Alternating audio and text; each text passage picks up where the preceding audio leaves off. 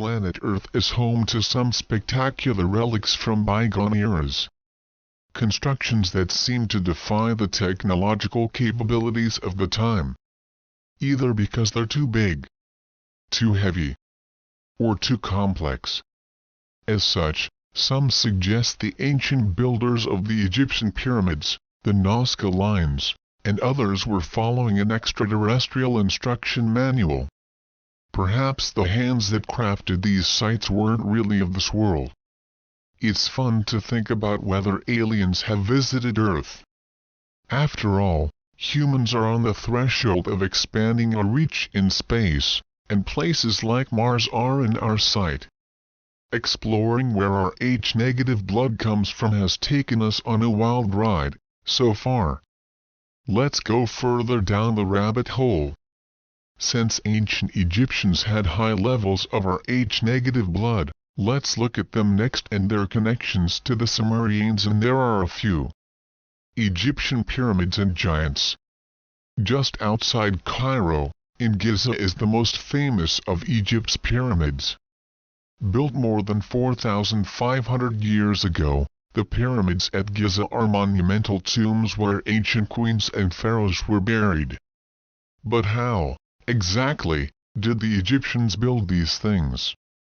The Great Pyramid is made of millions of precisely hewn stones weighing at least 2 tons each. Even with today's cranes and other construction equipment, building a pyramid as big as that of Pharaoh Khufu would be a formidable challenge. And then there's the astronomical configuration of the pyramids, which is said to align with the stars in Orion's belt.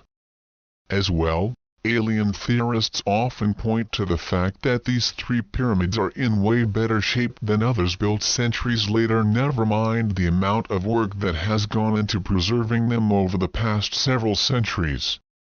So are Egypt's pyramids artifacts of aliens? Scientists are not quite sure how the ancient Egyptians built the pyramids, and especially how they did it so quickly. The question of who labored to build them, and why, has long been part of the fascination with ancient Egypt. Historians have thrown doubt on the ancient Egyptians ever having built the Great Pyramids of Giza, instead claiming the monuments could have been built by a lost civilization. The authors of a forthcoming book investigating the only remaining wonder of the ancient world and throw doubt on conventional thinking that it was the ancient Egyptians that built the pyramids at Giza, around 2500 BC. Jerry Cannon and Malcolm Hutton claim that the Sphinx in front of the pyramids must have been carved out of natural rock and long before any sand covered the area, meaning that at one time, long ago, the area must have been fertile. When it was not under sand was about 12,000 years ago, and the Egyptians weren't there. This would mean, according to the pair's research, the pyramids and sphinxes were built at least 12,500 years ago, which could have been before the start of the Ice Age. Conventional thinking about when the pyramids of Giza were built date construction to between 2560 to 2540 BC, a difference of around 10,000 years. When interviewed, here is what Jerry Cannon said. "I've done some research, and there's a direct line from the pyramids to a submerged continent with a seamount. And on the seamount there are 2 pinnacles that look like pyramids. It's possible, and I don't say 100%, that it's Atlantis. When Atlantis sunk, they went to another place, probably Egypt, and they had the technology to build those pyramids. There's no one else that could have done it. We don't have the technology. Nobody knows who was there 12,000 years ago. The 3 smaller pyramids at Giza probably were built by the Egyptians as they could be built by man, but it's impossible that the 3 bigger ones were. Simply from the size of them, they've got 2,250,000 blocks in them, and each block weighs about 250 tons. We couldn't even move it with all the equipment we have today. The Egyptians couldn't have done it. They didn't have the tools." Mr. Cannon, although not completely convinced, believes it could have been by the hands of the people of the advanced civilization of Atlantis or some other that was ultimately consumed by flooding. However, the word of Mr. Cannon and others who have raised doubts regarding the Egyptians building the pyramids have been met with a brick wall by the Egyptian authorities who maintain the ancient Egyptians built them. Mr. Cannon said the Egyptians have their blinkers on and they won't even look at anything else because all their work, all their books, all their history will be thrown out of the window and they are all against anyone that says anything different. The Egyptians are adamant they built it. A recent article titled Ancient Egyptian Pharaoh may be the first known giant, published in Live Science on August 4th. The article revealed that 3rd Dynasty Pharaoh Sa-n-a-k-h-t excavated from Wadi Meghar located in the Sinai Peninsula region was a so-called giant. The first known giant ruler of ancient Egypt. He was 5 inches taller than the robust Ramses II, and 8 inches taller than the average man of the time. Although he was only 6 feet 1.5 inches tall, this caused a media sensation. Keep in mind that the average height in Roman times was 5 feet tall or less. Throughout Egypt's past there have been numerous examples of much taller giants reported, excavated, depicted in art, and mummified examples that have been claimed to be hidden from the public. There have been accounts ranging from between 7 feet 2.13 meters and 16 feet 4.88 meters tall. Painstaking research of archaeological records, archaic texts, newspapers, and analysis of depictions of hieroglyphs and Egyptian art has started to shed some light on this phenomena. The whole area of the Middle East has strong legends of giant humans, along with references in the Bible, which include Moses fleeing from Egypt and being attacked by the mighty Canaanites in current-day Israel and Lebanon, and also the story of David and Goliath and many other stories of giants. Newspaper accounts confirm the reality of these tribes, and skeletons and bones of enormous proportions have been unearthed in this area of the Bible lands, and also in other parts of Africa and the Middle East. The unfolding discoveries of giant skeletons reported in America and other parts of the world has revealed a lost legacy of a race of colossi, who are now slowly starting to be included in the historical and archaeological record. Egypt is no exception. The ruling elite of prehistoric Mid were always seen as superhumans, some with elongated skulls, others said to be semi-spiritual beings, and some described as giants. An archaic legend recounts that the Giza pyramids may have been built by a race of giants. It was shared in a lecture by occultist and Freemason Manly P. Hall, probably recorded in the 1980s, and giantologist Kristen T. Harris put it out on a YouTube video. It was originally part of a lecture titled Atlantis and the Gods of Antiquity. In the Akhbar al-Zaman, also known as the Book of Wonders, written sometime between 900 AD and 1100 AD, it's an Arabian compilation of medieval lore about Egypt and the world before the Great Flood. It claims that the people of Ad were giants, so Shaddad was most likely one, and it is said he built the monuments of Dahshur with the stones that had been carved in the time of his father. Before this, the giant Harjat had begun its construction. At a later date, Khafram, another giant, placed secrets in the pyramids of Dahshur and other pyramids, to imitate what had been done of old. He founded the city of Dendera. Dahshur consists of the Red Pyramid and Bent Pyramid constructed during the reign of Pharaoh Sneferu 2613 to 2589 BC. Dendera consists of highly decorated pillars dedicated to the goddess Hathor. The text goes on to say that Nekhus, the first king of Egypt after the flood, with his companions built monuments erected high towers, and executed the wonderful works, while the city of Memphis was the work of a later set of giants, who worked for King Mizraim, another giant. Even later still it describes the work of more of these colossi. Ad-Em was a giant, with insurmountable strength, and the greatest of men. He ordered the quarrying of rocks and their transportation to build pyramids, as had been done in former times. So what do we make of these stories? It does seem that Manly P. Hall was aware of this text and attempted to summarize it in his lecture. Is the ancient lore worth acknowledging? Tell me what you think in the comments section. Many of those traditions were relied on it to carry knowledge and wisdom through the generations. Were they the followers of Horus giants? The followers of Horus, who were said to have created the primordial Mount of Giza, long before the pharaohs built the first pyramids, are sometimes recorded as giants. Early archaeological excavations in Egypt point to that reality. Towards the end of the IV millennium BC, the people known as the disciples of Horus appear as a highly dominant aristocracy that governed all of Egypt. The theory of the existence of this race is supported by the discovery in the prenastic tombs, in the northern part of Higher Egypt, and of the anatomical remains of individuals with bigger skulls and builds than the native population, with so much difference to exclude any hypothetical common racial strain.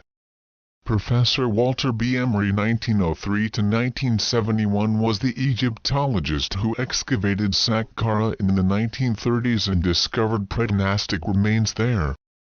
These had dolichocephalous skulls, larger than those of the local ethnic group, fair hair and a taller, heavier build. Emery announced that this stock wasn't indigenous to Egypt but had performed an important sacerdotal and governmental role in the country.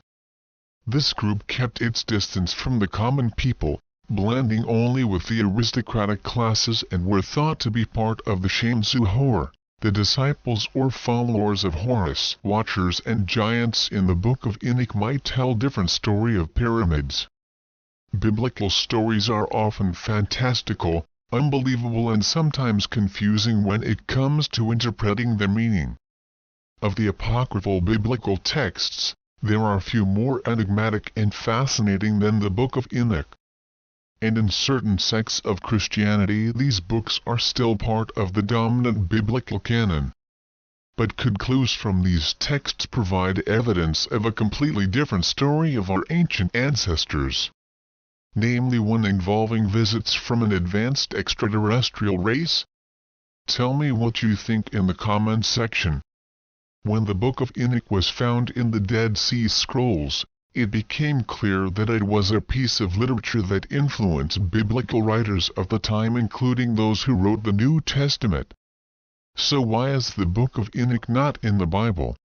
Today it is only included in the main canons of Ethiopian Orthodox sects, but was popular for hundreds of years in ancient Jewish perspectives.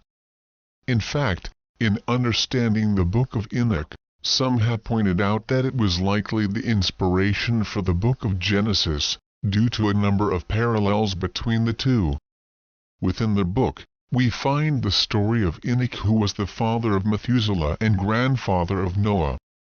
He lived for 365 years up until the Great Flood that wiped out much of the population.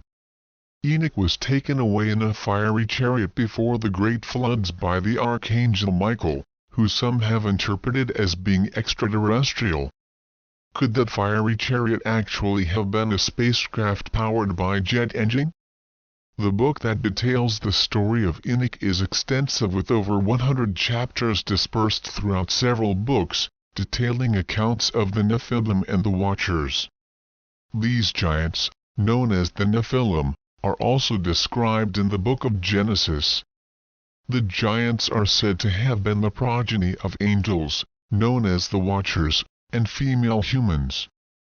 Some believe that these giant beings may have been the reason for the Great Flood, as they were seen to be unnatural and harmful to the human race. Theories suggest our ancient ancestors were visited by a race from another planet and point to the Watchers as the most likely to be those ancient astronauts. At the time, they were looked upon as angels, some good and some bad, who eventually procreated with select female humans. Could these ancient astronauts have procreated with humans to create the giants in the Book of Enoch? Some point to a particular passage which describes an account from Enoch's grandson, Lamech, during the birth of his son, which read, "And his father, Lamech, was afraid of him and fled, and come to his father Methuselah. And he said to him, I have begotten a strange son, different and unlike man, and resembling the sons of the God of heaven. And his nature is different and he is not like us, and his eyes are as the rays of the sun, and his face is glorious." This was a description of Noah, who would later go on to build the ark and survive the flood, sent to wipe out the Nephilim and cleanse humanity of its impurities. But what was Enoch's relationship with the Nephilim and the gods who created them? Enoch's grandson was chosen to build the ark to survive the flood, while Enoch himself was taken away by the angels. Could Enoch have left behind any clues for humanity that could have survived the flood? Some point to the ancient pyramids in Egypt as the answer. There is some crossover in the biblical texts of Enoch and ancient Sumerian texts, particularly when it comes to the Watchers. Known as the Anunnaki, or visitors from a planet called Nibiru. The Sumerians also looked upon these Watchers as gods, showing a crossover between the two ancient cultures. There is also mention of the great Sumerian ruler, Gilgamesh, in the Book of Enoch, who often describes the Anunnaki in much the same way that Enoch describes the Watchers. Throughout the Bible and the Epic of Gilgamesh, the gods often did not like to show their faces and communicated through transmitters where the voice of the gods could be heard, but not be seen. Today, we have technology like this, allowing us to speak to people without seeing their face. Could they have been referencing something like a telephone or telecom? Ancient astronaut theories have interpreted this secrecy as extraterrestrials not being able to take off their helmets and having bases on mountains, which were kept hidden from humans. This is a recurring theme in biblical texts and particularly the Epic of Gilgamesh.